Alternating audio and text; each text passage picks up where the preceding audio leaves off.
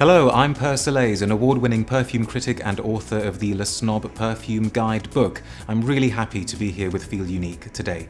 In this video, I'm going to talk to you about 10 perfumes for women that you absolutely have to try.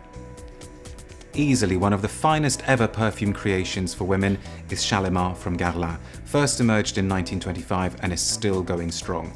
It's what we call a classic amber, which means that it's based on vanilla and labdanum, but it's also got a very prominent leather note and it's lifted at the top by a huge burst of bergamot, which is a citrus note.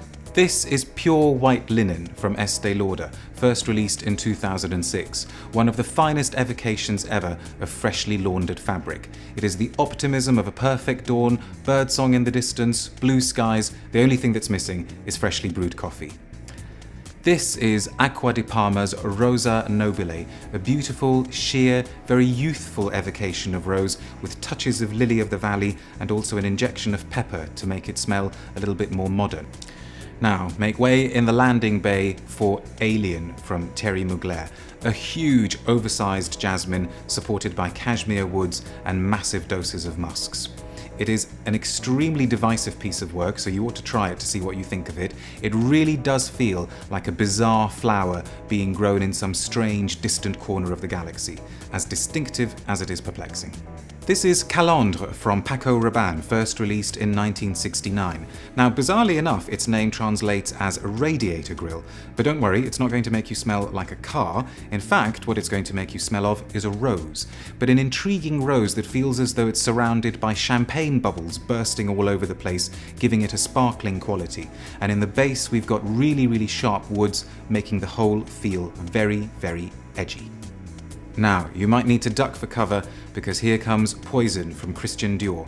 Released in 1985, it became one of the defining scents of the 80s. Essentially, it smells of an oversized tuberose, and if you're not sure what that means, you ought to think of a jasmine on steroids. In fact, it was so hyped up in the 80s that a few people turned away from it and decided they didn't want to smell it anymore, but I think it is about to make a huge comeback. Here's Aromatics Elixir by Clinique from 1971. At its core is a rose married to a leather married to a patchouli, which basically means that it is extremely bold and assertive. Think of Jane Fonda in her prime, confidently striding down a street in New York, and you get an idea of how this perfume operates. This is the classic L'Odyssée from Issey Miyake, released in 1992. Now, Issey Miyake famously asked for the perfumer to make him the smell of water when he commissioned this scent, but what it actually smells of is very pale, translucent woods and florals. It evokes a perfect Zen garden, covered in snow, completely silent. This is the gorgeous Paris from Yves Saint Laurent.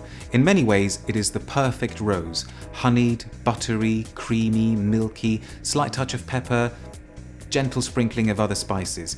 In fact, if any of you used to collect rose petals as a child, trying to make rose perfume out of them, this is probably the smell you were trying to capture.